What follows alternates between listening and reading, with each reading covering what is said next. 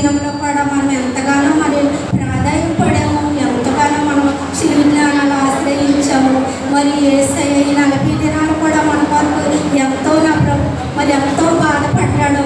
నా తండ్రి రాత్రి అంతా ఆయన ఎంతో మంది ప్రభు ఆయన్ని నన్ను అప్పగించి ఆయన 9 గంటలకు పొరుగుని సిలివేశారు. కానీ మనం ఈ 40 దినములు ఏమి తెలుసుకున్నాము, ఏమి మనం ఇంకా దాన్ని జ్ఞానిస్తున్నాము నాకైతే తెలియదు. కానీ మనం ప్రతి ఒక్కరము కూడా తండ్రి దేవుడు తెలియనప్పుడు ఒక రకంగా జీవించాము, దేవుడు తెలుసుకున్నా కూడా అదే స్థితిలో మనుషులు కనుకను మనుషులుగా మనలో కన్నా గర్భాన్ని చూసుకుంటే మనం దేవుడిని అసలే సృజించలేము, దేవుడికి మనం దగ్గర కాలేము. మనం ప్రతి ఒక్కరము కూడా మనకు మనం తగ్గించుకుని ముందర మనకు మనమే పరీక్షించుకోవాలి. నేను ఈరోజు ఎలాగున్నాను, ఈరోజు దేవుళ్ళలో నేను ఎదగలుగుతున్నాను, ఈరోజు ఈ లోకంలో పడిపోతున్నానని ప్రతి ఒక్కరూ ఒక్కరొక్కరు పరీక్షించుకుంటే మనం యేసయ్యకి సంతోషపెట్టేవారిని అవుతాం. కానీ ఎప్పుడో ఆయన దుఃఖ పెట్టేవారుగా మనం ఉండమండి. మరి ఇప్పుడు యేసయ్య మరి శిలువ మీద పలుకుతున్న 3 మాటలు కూడా 3 బిడ్డలు మాట్లాడారు. ఇప్పుడు 4వ మాట కింద యేసయ్య మాట్లాడుతున్నారు. ఏమంటున్నారమ్మా చదవండి. అయ్యా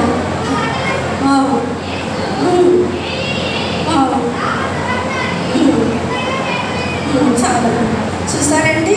దేవుడు నిజంగా 3 మాటలు ఒక రకంగా ఉంటే ఈ మొదటి మాటలో తండ్రి అని పిలిచాడు, లాస్ట్ మాటలో కూడా తండ్రి అని పిలిచాడు. ఈ 4వ మాటకు వచ్చినప్పటికీ దేవా నా దేవా నన్ను ఎందుకు చెయ్యి విడిచావయ్యా. నిజమేనండి, అసలు ఆ మాటను గుర్తు తెచ్చుకుంటే దేవుడు ఎంత పశ్చాత్తాపడుతున్నాడో, దేవుడు ఎంత దీర్ఘశాంతి మోసిస్తున్నాడో నిజంగా మనకు మనం పరీక్షించుకుంటే ఆ మాట ఒక్కటే తెలిసిపోతుందండి. దేవా నా దేవా అసలు ఆయన ఏం పాపం చేశాడు, చేసిన పాపం నేను చేశానండి, ఆయన ఏ పాపం చేయలేదు. మాట వల్ల నా చూపు వల్ల క్రియలో చేసినది నేనే కదండి.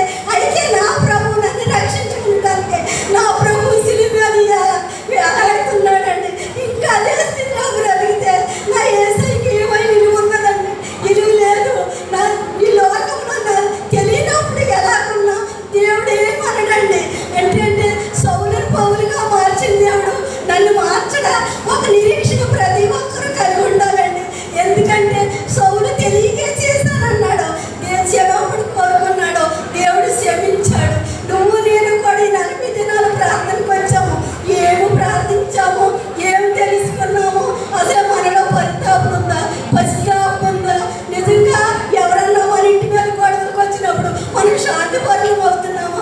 ప్రతిదీ కూడా దేవుడు మనకు పరీక్షించి చెప్తున్నాడండి, తెలుసుకుని చెప్తున్నాడండి. ప్రతి ఒక్కరు కూడా మనకు మనమే ముందర పరీక్షించుకోవాలి. ఎదరవాడి గురించి మనకు అనవసరం అండి. మనకు మనం ఎప్పుడైతే పరీక్షించుకుంటాం అప్పుడు మనం మంచివాడిగా మనం తీర్చబడతాము. అప్పుడు అందరూ మనకు మంచివాడిగానే కనపడతారండి. దేవుడు తండ్రి మీరు ఏం చేస్తున్నారు ఇది అని నేను మొదటి మాట మాట్లాడారు, లాస్ట్ మాట కూడా తండ్రి అని మాట్లాడుతున్నాడు. కానీ ఈ మాటకు వచ్చేటప్పటికి దేవా నా దేవా నన్ను ఎందుకు చెయ్యి విడిచావని దేవుడు ఎంతో పరితాపం అందుతున్నాడండి. మరి ఆయన చెయ్యి విడిచిపెట్టకపోతే మన పాపాలకు క్షమాపణ లేదు కదండి. నేను చేసిన పాపాలు ప్రతి ఒక్కరు చేసిన పాపాలు ఆయన అంట ఆవరించేసి అంటండి. ఆవరించేసినప్పుడు దేవా దేవా నీవు నా చెయ్యి ఎలా విడిచింది అన్నప్పుడు నిజంగా ప్రభు అంట ఆయన ముఖం చూడలేకపోయాడు అంటండి. చూడలేకపోయాడంటే ఆయన అంట పాపాలన్నీ ఆయన పట్టుకున్నాయంటండి. చాలా శాండాలముగా ఉన్నాడంటండి యేసయ్య. నిజంగా మనం పాడవలసిన బాధను ఆయన పడ్డాడండి. నిజంగా మనం గుర్తెరిగి మనం ఇంకా ఈ లోకంలో పడిపోకూడదు, ఈ లోకంలో తిరిగిలాడకూడదు, ప్రతి విషయంలో మనం తలదూర్చకూడదు. మన యేసయ్యనే ఎత్తుక్కుంటూ మన యేసయ్య సిలువ మనం చూసినప్పుడు, యేసయ్య వైపు మనం తిరిగినప్పుడు మనకి ఎవరేమన్నా మనకు పట్టింపూడదండి, మనకు అసలే బాధే కలగదండి. ఎందుకంటే మన యేసయ్య మనం చూస్తున్నాం, మన యేసయ్య మనలో ఉన్నాడు కనుక మనం అపిత్రమైన దానికి వెళ్ళమండి. అలాగే మనం ప్రతి ఒక్కరికి కూడా ఆ మాటను గుర్తు చేసుకుని ప్రతి ఒక్కరు కూడా దేవుడిని మనం సంతోషపెట్టే స్థితిలో మనం బ్రతకాలని నా ఆశ అండి. అలాగే దేవా దేవా అన్నప్పుడు తండ్రి ఎందుకు చూడలేదంటే చూడండి.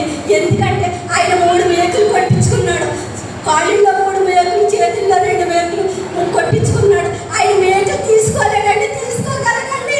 అయితే మనలో ఉన్న మేకులు తీసేయాలి, ఆయన మనలో ఉన్న మేకులు తీయాలి కనుక ఆయన మేకులు కొట్టించుకోగలిగాడండి. మన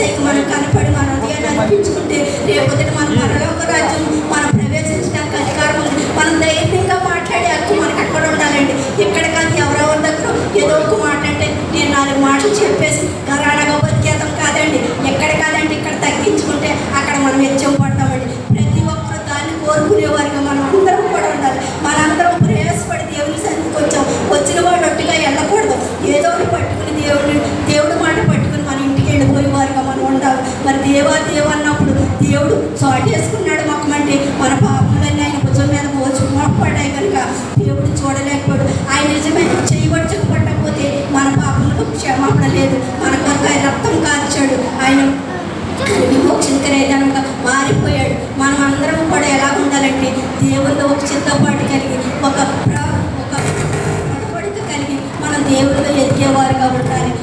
మనం ఎప్పుడు లేక మనం ఉండకూడదు. మనం ఈ 40 రోజులు కూడా ప్రార్థనకు వచ్చాము, వాక్యాలు విన్నాము. ప్రతి ఒక్కరూ కూడా దేవుళ్ళు ఎంతో కొంత బలపడ్డామని నేనైతే నమ్ముతున్నాను. మరి ఇంకా బలపడతాం కాదు, ఇంకా ఆయన రాకరికి మనం అందరం చిత్తపాటు కలిగి ఆయన ఒప్పులో మనం పర్యవేశించే వారిగా మనం ఇంకా ఆయన దుఃఖ పెట్టకుండా బాధ పెట్టకుండా మనందరం ఆయన్ని సంతోషపెట్టేవారిగా ఉందాం. ఇంకా మారమల్ల వారి కొట్టే కానీ ఏసయ్య ఈ 40 దినములు కూడా ఇంకా నా పిల్లలు మారుతారని ఏసయ్య ఒక్కసారే సరిపడండి. ఏసయ్య ఒక్కసారే సిగ్గుపడ్డాడండి. కానీ సంవత్సరం కూడా మనం ఎందుకు జరుపుకున్నామంటే ఇంకా నాలాంటి వారు ఎంతోమంది ఇంకా మారిన వారు ఉన్నారేమో, మారుతారని ఇది నిర్బంధాన్ని అలా చేసుకుంటూ వస్తున్నారండి. ప్రతి ఒక్కరు కూడా అలా మారు మనసు కోసం మనందరము పాటలు పాడి మన ప్రాధాన్యం పడి ప్రార్థించి ప్రతి ఒక్కరిని దేవుళ్ళలోకి తీసుకొచ్చేవారుగా మనం ప్రాధాన్యపడాలని చిన్న వాక్యం దేవుడు దీవించి ఆశీర్వదించారు.